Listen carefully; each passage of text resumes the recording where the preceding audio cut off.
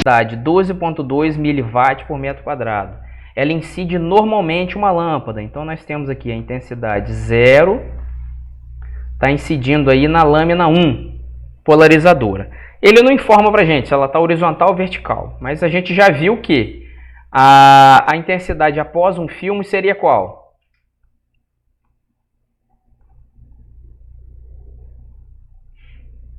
Então a intensidade de saída 50%. O áudio tá bom para vocês? Está chegando com atraso? Tá ruim? Ah, não só, mas eu esqueci de perguntar antes. Então na letra A, determine o valor máximo do campo elétrico do feixe transmitido. Então o feixe transmitido, ele é dependente do campo elétrico ao quadrado, se for a amplitude, né?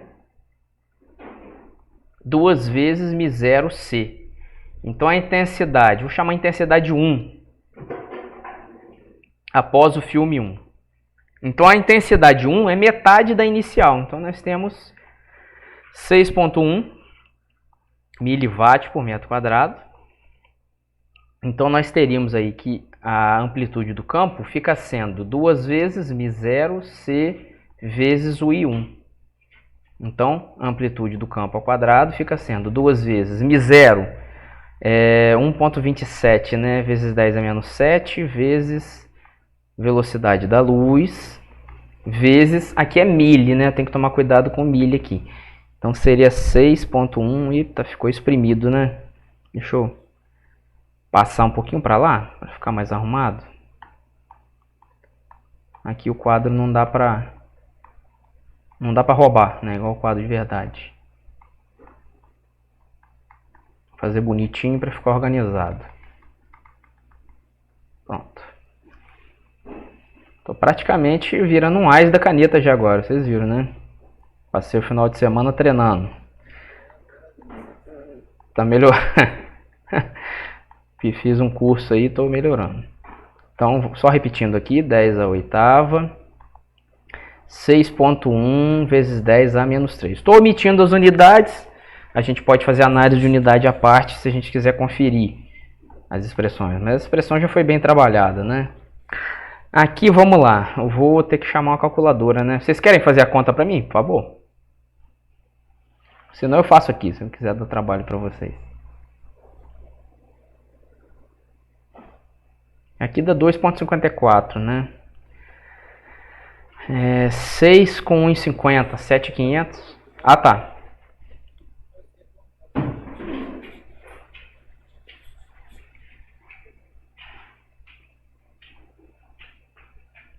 Eu não sei se vocês estão assistindo no celular, eu também quebrei vocês, né?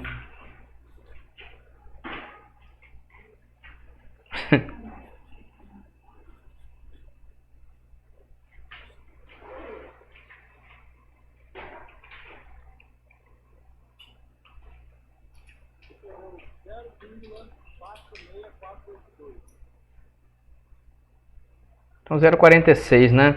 Volt por metro. Opa, aqui tem que... Ah, você já fez a raiz, né?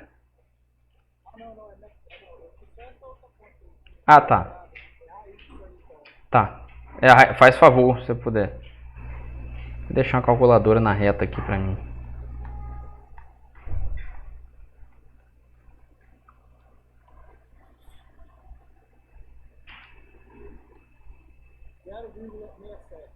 (0,67).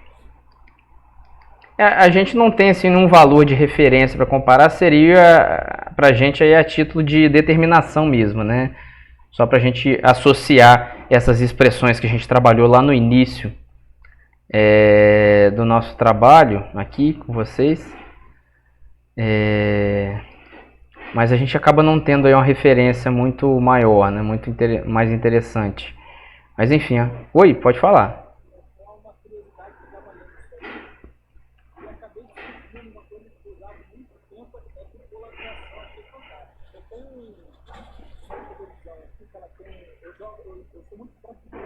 Certo.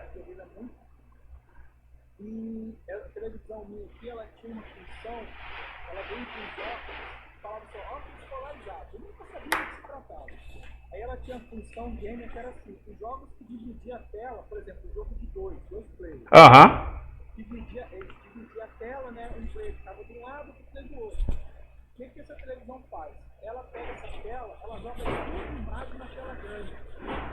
Só que cada imagem é polarizada de uma forma. Então, um cara bota um óculos, o outro bota o outro, e cada um só vê a sua imagem. Pô, que interessante. Eu nunca tinha ouvido falar disso, não. Você está dizendo que assim, eles jogam as imagens, devem jogar as imagens sobrepostas, que você fica com a tela toda, só que cada player consegue ver a sua imagem. Nossa, que doideira, muito foda. Muito interessante. No caso aí, quer dizer, você pode pensar que você pode codificar uma informação em uma polarização e codificar outra informação em outra, né? Você pode fazer. É o que foi feito aí, né? E usando só a polarização linear, porque eu nem falei ainda da polarização circular e elíptica, que são mais complexas ainda. Essa é a mais simples.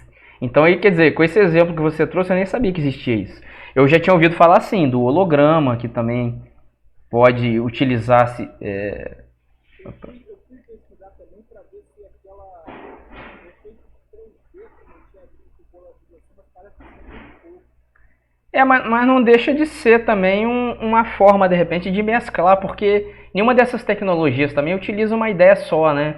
Vão se tirando proveito de várias ideias, né? Eu até falei o holograma, mas o holograma, ele na verdade utiliza das redes de difração. Pode ser que ele mescle também polarização, de alguma forma.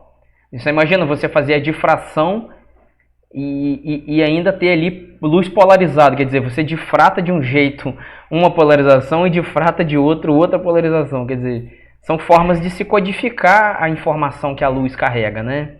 E pra gente, cada vez mais, a gente na física vai conversar sobre a luz como informação, né? Você não vê, por exemplo, a internet que eu estou usando aqui agora, troquei de empresa, até falei com vocês semana passada, passei a pegar a Subsite.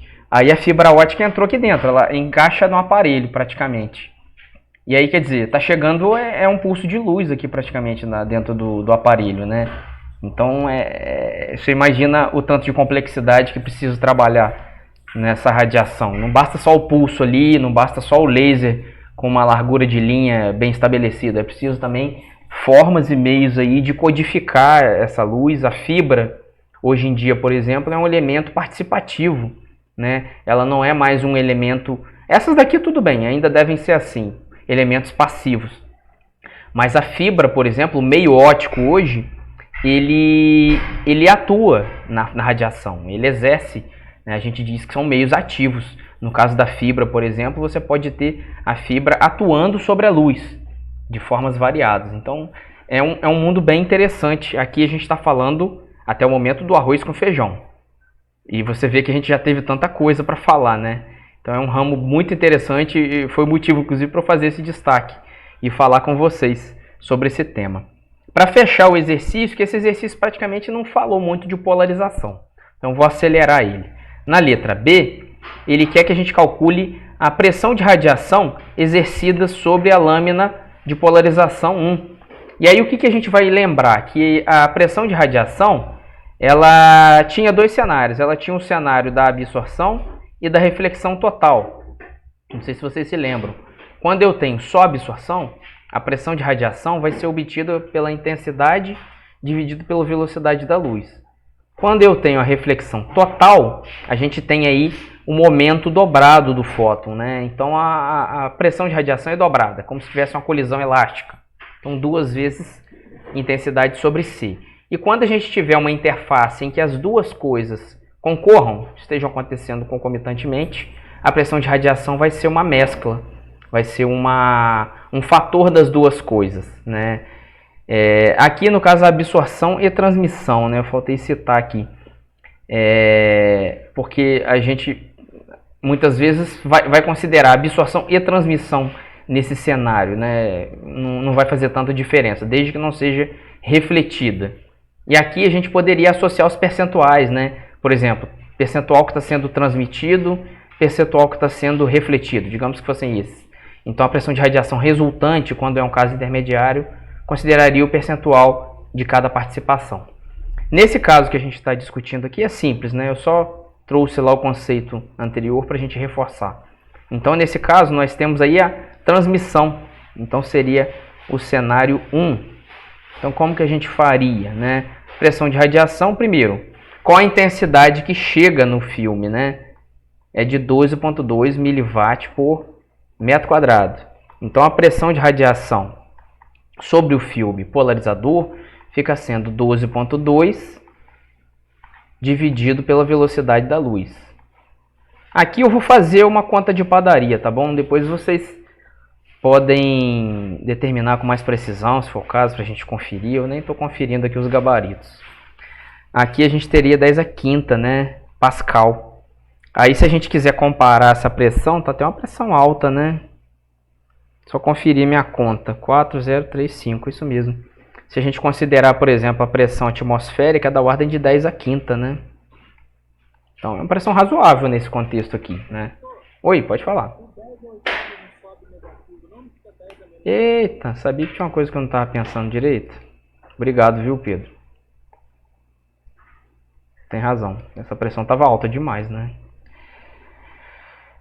10 a 11. Obrigado, viu? Então, comparado aí à pressão atmosférica, a gente tem um nível bem diferente, né? Ordens menores. E aí vai depender, né? Se eu tiver um laser e esse laser atuando aí com uma área menor, eu consigo que essa pressão se torne maior. Enfim, é o conceito anterior